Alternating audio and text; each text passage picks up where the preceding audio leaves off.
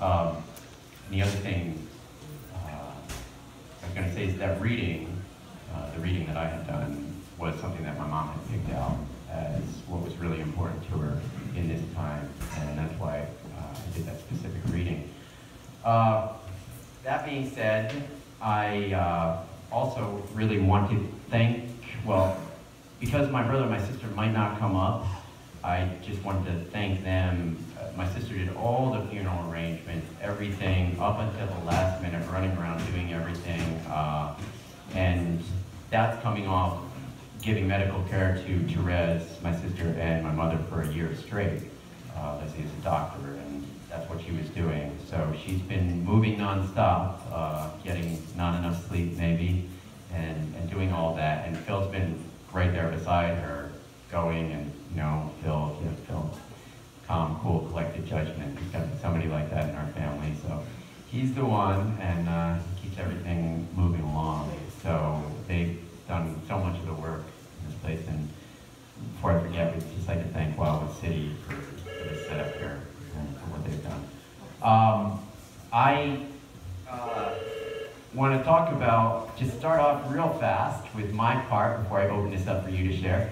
The end of World War II, North Korea was a little bit of a better place than it is now, and at that point, Russia was occupying it, and even though my dad's father was a wealthy businessman, he knew how things were going to go, and he knew he had to leave everything.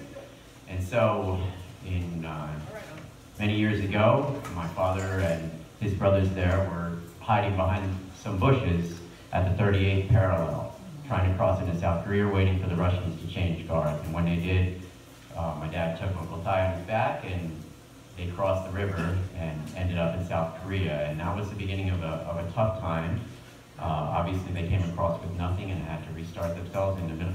On top of that, a war was going on, and my father needed to try to avoid being in the South Korean army because that was a tough spot.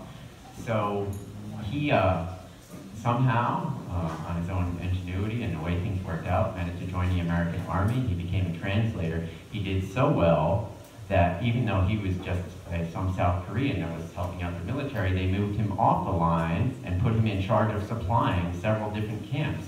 So he was off the front lines, and in the words of Uncle Jim, my dad was a great person to be a younger brother for, because when Uncle Jim would hang out with these American camps, all the Americans would want to spoil these two boys here, because if they weren't nice to them, they might not get their supply of meat that week, or as good a version of that meat.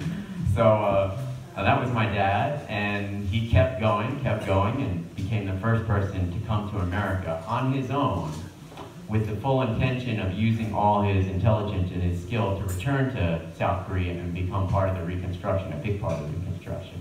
He put himself through school and got into the PhD program at Columbia University.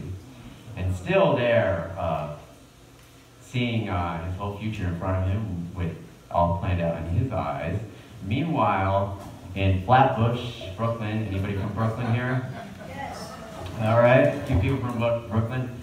There was a beautiful young girl. Let's see if we can see her here.